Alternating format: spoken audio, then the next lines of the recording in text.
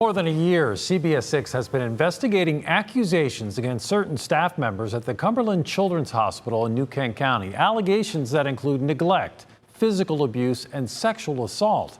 In February, we confirmed that state police have been investigating some of these claims since 2017. Now, Cumberland Hospital, its parent company, and its former medical director have been named in a $127 million lawsuit filed by 20 former patients.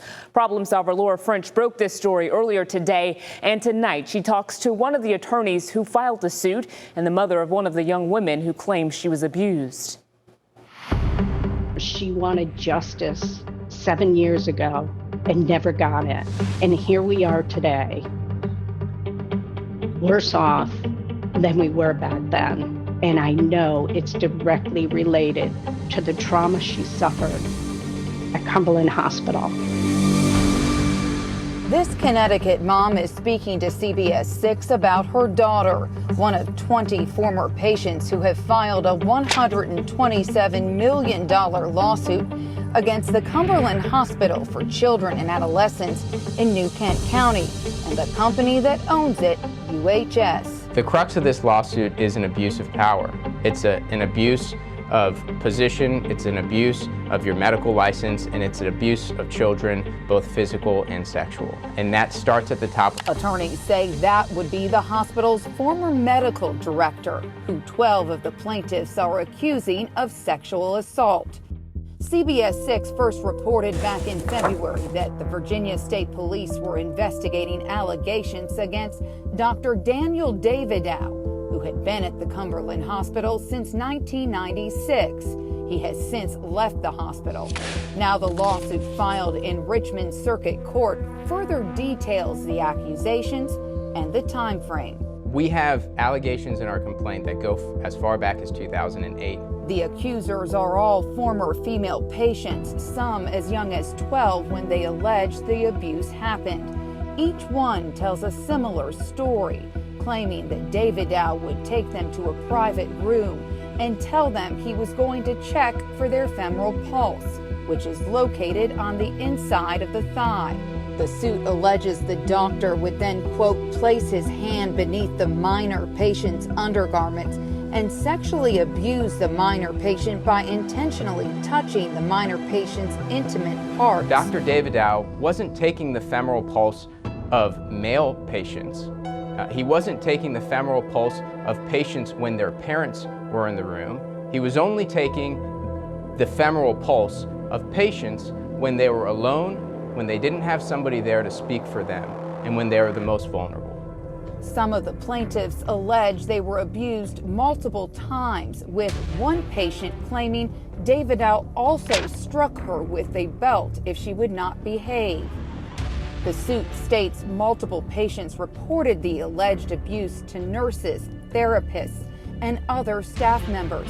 So, quote, the defendants knew or should have known defendant Davidow was sexually abusing female patients on a week-to-week basis, but did not report the sexual abuse to the appropriate authorities on every occasion. We hope the message is not to turn a blind eye. We hope the message is where there's smoke, there's fire. And if there are children crying out for help repeatedly over years, maybe we should band together to do something about it. As he says, should have happened for the patient with the initials MJM, who was under Davidow's care in 2012. Her mother says she was admitted to Cumberland Hospital at 13 years old for an eating disorder and suicidal behavior, and discharged a broken child. He checked her pulse in her private area, is what she had told us. As a parent, hearing those words from your daughter about someone you trusted, try to describe what that feels like. It's pretty gut-wrenching because I didn't send her down there for that. I sent her down there to get help. And now you have made this far worse. And she has carried this for 7 years. And MJM's mom says that's not all the now institutionalized 22-year-old carries with her as the result of her stay at Cumberland. There was an autistic boy who entered her room. He touched her inappropriately under her shirt, and she had to fend him off because nobody came to her aid. And she said it was pretty rough too. It was not easy for her to get him out of her room. And when she complained to them, nothing happened. Mom would post this to Facebook September 17, 2012, stating inappropriate touching is never okay, no matter what one's mental capacity is.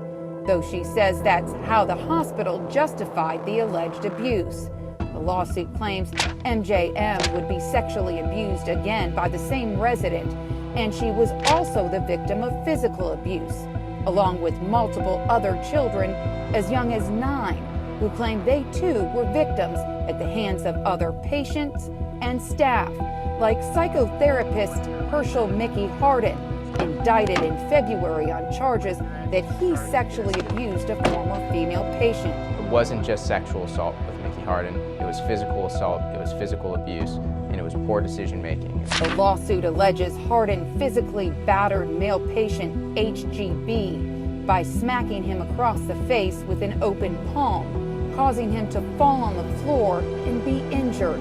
The boy was just 11 years old at the time.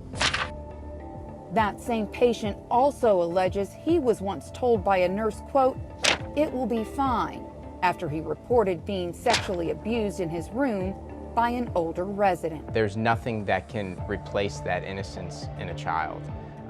But ultimately, if we're hoping for change, if we're hoping for companies like UHS and for Cumberland to actually make decisions that are better for the children in their care, we have to make it hurt where it matters to them most.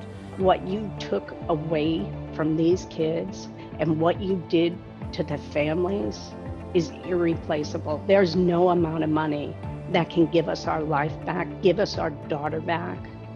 It's comparable to death for so many parents. And we know that's final.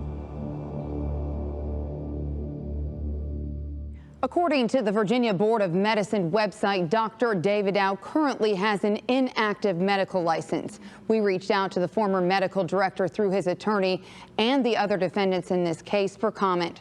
At this time, these are just accusations and must be proven in court. We caught up with Governor Northam on these developments. And again, it's something that we take seriously and we'll be paying close attention to. But you know, we want the patients that end up at Cumberland to be obviously treated well, and so that's be something that we follow as we move forward. Next week, we travel south to interview a former patient who claims she was repeatedly sexually abused by Dr. Davidow.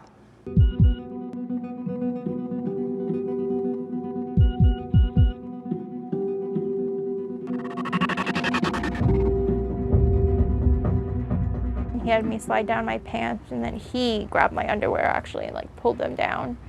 What did he take from you? He took my ability to function normal for a very long time. He took a lot.